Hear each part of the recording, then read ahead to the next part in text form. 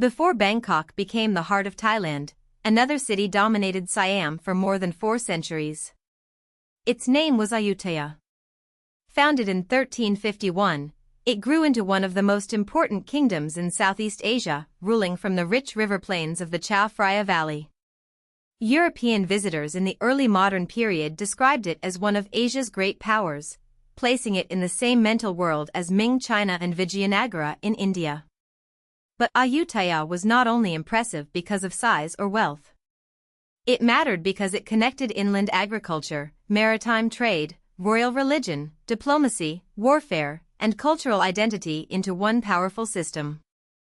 Its fall in 1767 was devastating, but its influence did not vanish. The story of Ayutthaya is the story of how old Siam became the foundation of modern Thailand. Ayutthaya's rise began with geography. The capital stood in the lower Chao Phraya Valley, on an island surrounded by rivers. This made it easier to defend, but even more importantly, it made the city a natural hub of movement. Rivers carried rice, people, tribute, and goods from the interior toward the Gulf of Thailand. From there, ships connected the kingdom to the wider trading world of Southeast Asia, China, India, Persia, and later Europe. Ayutthaya was not trapped inland, and it was not merely a coastal port. It combined both advantages. It could draw wealth from fertile agricultural lands while also participating in oceanic commerce. That position gave its kings access to food, manpower, customs revenue, foreign goods, and diplomatic contacts. The city's power was built into the landscape itself. The kingdom did not emerge as a modern nation with fixed borders. Early Southeast Asian politics worked differently. Power often followed what historians call a mandala pattern. Strong centers attracted loyalty, tribute, and influence, but authority became weaker with distance. In the lower Chao Phraya region, important city-states such as Lopburi, Suphanburi, and Ayutthaya competed and merged into larger political networks. The early Ayutthaya Kingdom grew out of this world. It was partly a federation of power centers, partly a maritime raiding and tribute system, and partly a royal capital trying to control surrounding towns. This flexible structure allowed it to expand without needing modern bureaucracy at first. It gathered allies, absorbed rivals, and turned local city networks into a wider Siamese state. Even the name Ayutthaya carried a message. It came from Ayodhya, a Sanskrit name associated with the sacred world of the Ramayana tradition. In Thailand, this epic tradition became the Ramakien, a central part of royal and cultural identity. Naming a capital Ayutthaya was therefore not just a practical choice. It connected the kingdom to a larger universe of sacred kingship, order, and legitimacy. Southeast Asian rulers often used religion, ritual, and myth to present themselves as more than military chiefs. A king was expected to embody cosmic balance, protect Buddhism, and command loyalty through ceremony as well as force. Ayutthaya's symbolism helped make the capital feel like the center of a moral and political world. Its power was spiritual, theatrical, and administrative at the same time. Over time, Ayutthaya changed from a looser maritime-oriented power into a more centralized kingdom. This transition was crucial. A city that only profited from trade might become rich, but a kingdom that controlled land, rice, labor, and inland towns could build armies and endure crises. Ayutthaya learned to combine commercial wealth with control over the hinterland. Its rulers organized elites, collected tribute, commanded labor, and competed for manpower, which was one of the most valuable resources in pre-modern Southeast Asia. Land mattered, but people mattered even more. People farmed, fought, built canals, served the court, and filled armies. By tying local leaders and labor systems to the royal center, Ayutthaya became more than a trading city. It became a state capable of sustained regional power. Ayutthaya's strength did not protect it from powerful enemies. One of its greatest rivals was Burma, especially under the Taungoo dynasty. In 1569, Ayutthaya was defeated and became a vassal state of Taungoo Burma. This was a major blow, because it showed that Siam's great capital could be conquered by a determined regional empire. Yet the defeat also revealed Ayutthaya's resilience. Between 1569 and 1584, the kingdom lived under Burmese dominance, but it did not lose its identity permanently. It soon regained independence and rebuilt its position. This pattern is important. Ayutthaya's history was not a simple story of uninterrupted glory. It was a cycle of expansion, defeat, recovery, and adaptation. Its ability to return after humiliation helped make it one of Southeast Asia's enduring powers. By the 17th century, Ayutthaya had become an international city. Merchants from China, Japan, Persia, India, the Malay world, Portugal, the Netherlands, France, and elsewhere came to trade. The city's rulers understood that foreign commerce could strengthen the monarchy. By controlling ports, customs, monopolies, and diplomatic privileges, the royal court could profit from global exchange while managing foreign communities inside the kingdom. Ayutthaya was not passively discovered by Europeans. It was already part of a large Asian trading system, and European merchants were only one group among many.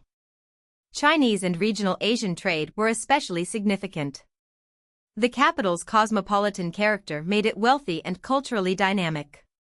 It was a Buddhist royal city, but also a place where languages, religions, commercial practices, and diplomatic ambitions met. The reign of King Narai, from 1657 to 1688, became one of Ayutthaya's most famous periods of diplomacy. Persian influence was important at court, and European involvement became especially visible. The most striking symbol was the Siamese embassy sent to the court of King Louis XIV of France in 1686.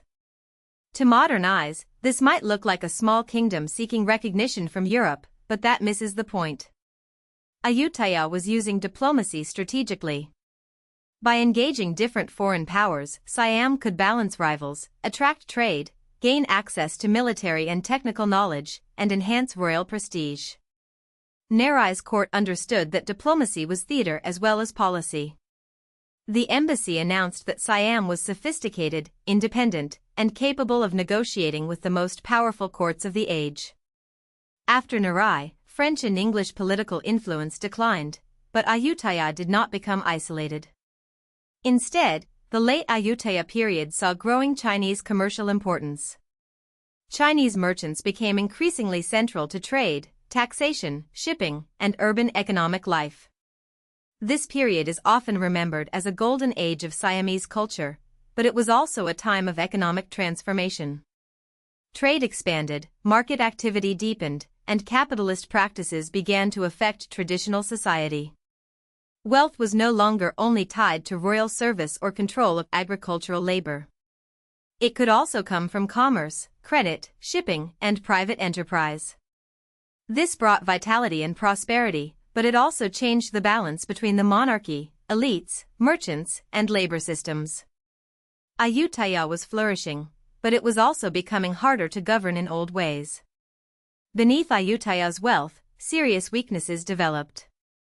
One of the most dangerous was the lack of a peaceful, predictable system of succession. When a ruler died, rival claimants and elite factions could struggle for power, weakening the kingdom from within. At the same time, the old bonds of labor control were under pressure. Pre-modern Siamese power depended heavily on organizing people for military service, construction, farming, and administration. But as commerce expanded and social relationships shifted, that system became harder to maintain. Elites had their own interests, merchants gained influence, and manpower was not always easy to mobilize. This did not mean Ayutthaya was doomed, but it meant the kingdom's impressive surface concealed fragile foundations. A state can look rich and still be politically vulnerable. In the mid-18th century, the Burmese Konbaung dynasty brought that vulnerability into the open. Burmese forces invaded in 1759 to 1760, and then again in a far more destructive campaign from 1765 to 1767. Ayutthaya endured a siege of about 14 months. For a city that depended on movement, trade, and river connections, a long siege was a slow disaster. Supplies ran down, defenses weakened, and internal divisions made coordinated resistance more difficult. In April 1767, Burmese forces took the city. The destruction was catastrophic. Ayutthaya was burned, looted, and shattered as a functioning capital. Palaces, temples, archives, and communities were devastated. The fall ended a kingdom that had lasted 417 years. It was not merely the loss of a city, it was the collapse of an entire political order. Yet the fall of Ayutthaya was not the end of Siam. This is why its legacy matters so much. After 1767, Siamese authority rapidly reformed, first around Thonburi and then around Bangkok. Within about 15 years, the center of power had moved, but many Ayutthayan foundations survived: royal ceremony, Buddhist legitimacy, administrative habits, commercial networks, and the memory of a great capital. Modern Thailand did not begin from nothing. It inherited a political culture shaped by Ayutthaya's rise, prosperity, failures, and destruction. The kingdom proved that a river city could become a major Asian power through geography, trade, diplomacy, and cultural authority. It also warned that wealth cannot protect a state if succession, military organization, and social cohesion break down. Ayutthaya fell in flames, but its imprint remained at the core of Thailand. If you found this helpful, please like this video and subscribe for more explainers.